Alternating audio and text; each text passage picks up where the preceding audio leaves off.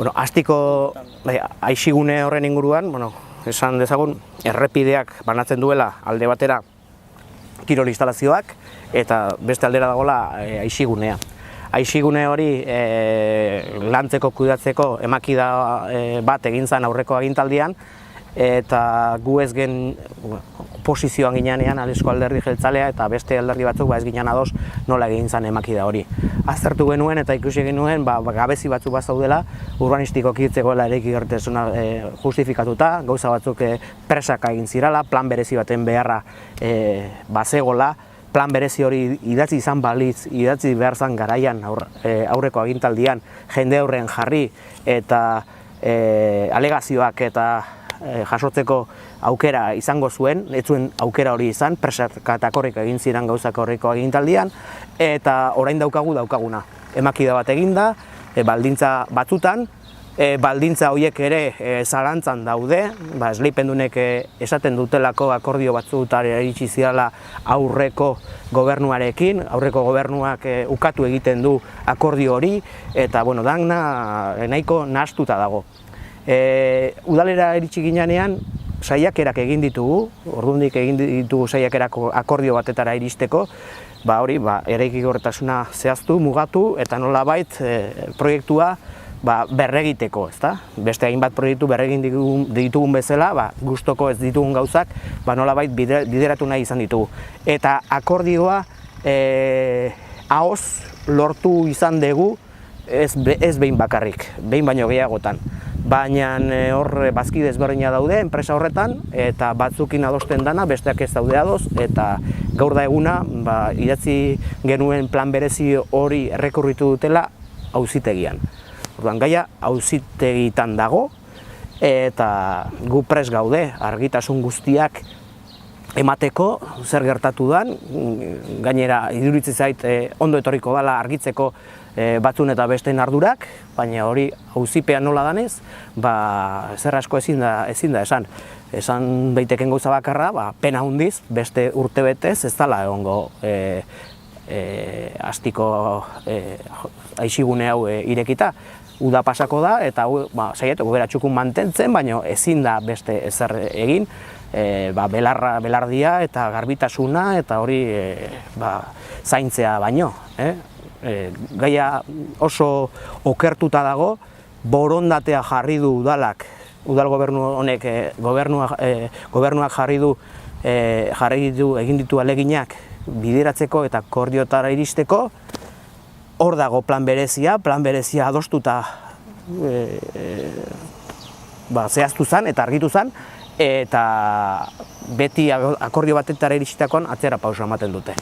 Ez dakit zer nahi duten lortu, epaitegitan argituko da gaia.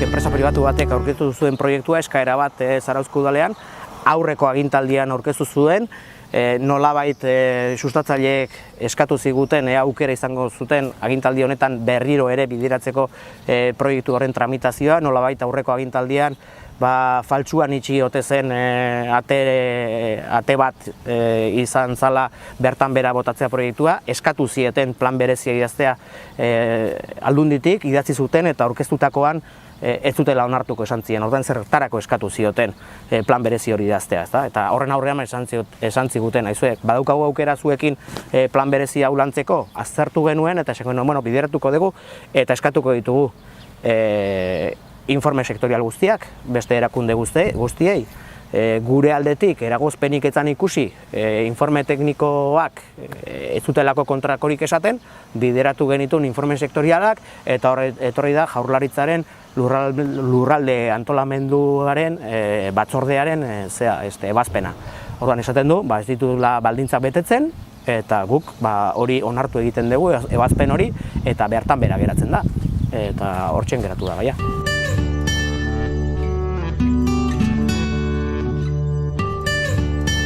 Eraikin hori aian dago,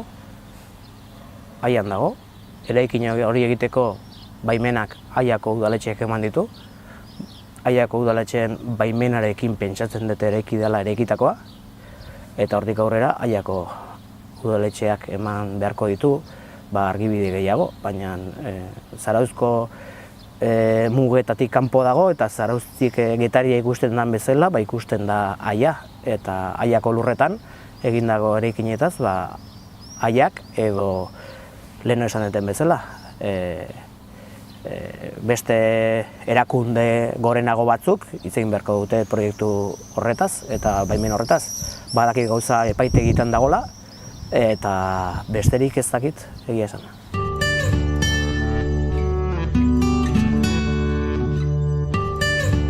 Salberringo plangintzan egia da esaten duzuna, bigarren fase batean eraitsiko zen eraikina da textil fabrikarena, baina oraintxe bertan ez da gehien kezkatzen hauen gaia Salberdinen. Salberdinen badaude realojo eskubide dauzkaten bizilagunak, hor bizi izan direnak bizitza guztian, eta beraien etxeak eraitsi aurretik, etxe berriak eraiki behar ditugu, beraien etxe bizitza eskubidea realojoa gauzatzeko.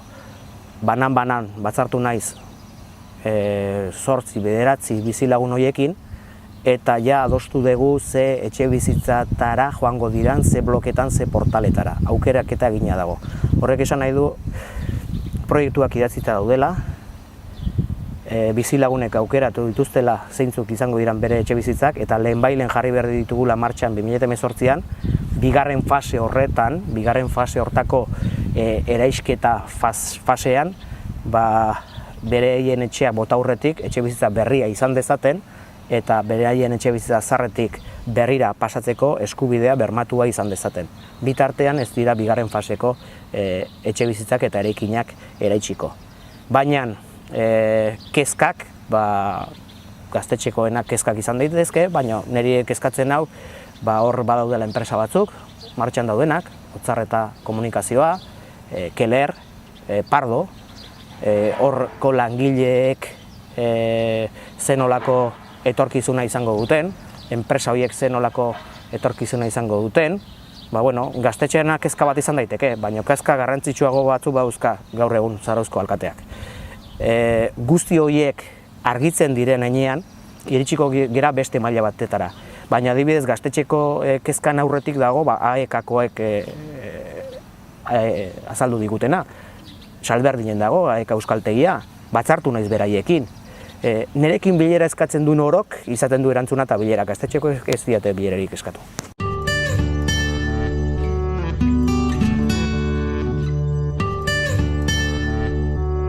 Proposamena mahai gainean dago, teknikariek baloratu dute, azken puntuak eta baloratu dira, bi enpresa aurkeztu ziren, kiroldegia, bi enpresa aurkeztu ziren. Kiroldegia kudeatzeko lehiaketa ontara, bi enpresa horien puntuazioak eta baloratu dira, eta esleipen proposamena mahai gainean dago.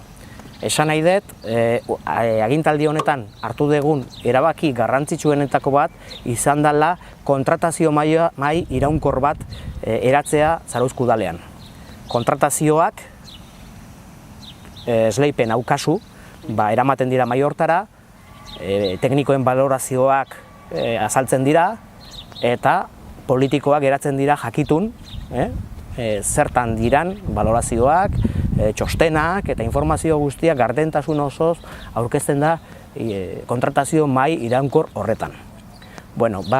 Gonbidatu ditugu kontratazio mahai iraunkorrean egotera beti oposizioko taldeak.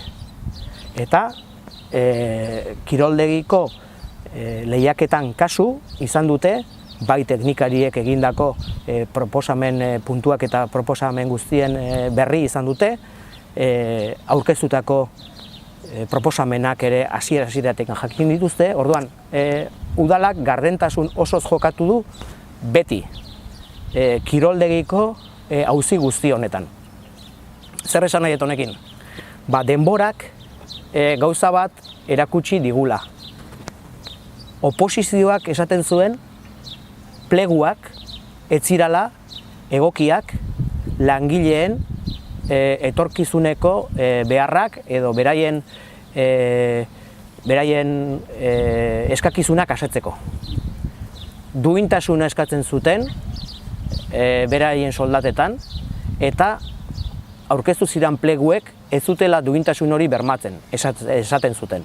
Oposizioak esan zuen plegu horiek bertan bera uzteko, lehiaketa bertan bera uzteko pleguek ez zutelako bermatzen langileen duintasuna. Guk pleguak mantendu egin ditugu. Lehiaketaren deialdia mantendu egin dugu. Langileak akordio batetara iritsi dira enpresarekin, plegu horien arauen barne, ospatu zuten akordio batetara iritsi izana, pleguak ez dira aldatu, lehiaketa burutu da hasierako plegu horiekin, guk beti esan dugu plegu horiek bermatzen zituztela langileen baldintza duinak bermatzea, eta horrela gertatu da. Lehiaketa burutu da, hasierako pleguekin, langileak akordio batetara iritsi dira enpresarekin, ospatu zuten, beraien lorpena, eta pleguak aldatu gabe, eta lehiaketa bertan bera bota gabe, esleitu da, kiroldegiaren kudeaketaren lehiaketa. Hori da gertatu dana.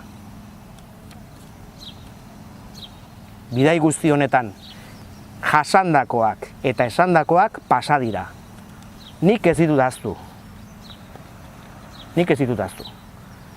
Baina prozesua gardentasun osoz eraman da hasieratik bukaeraraino,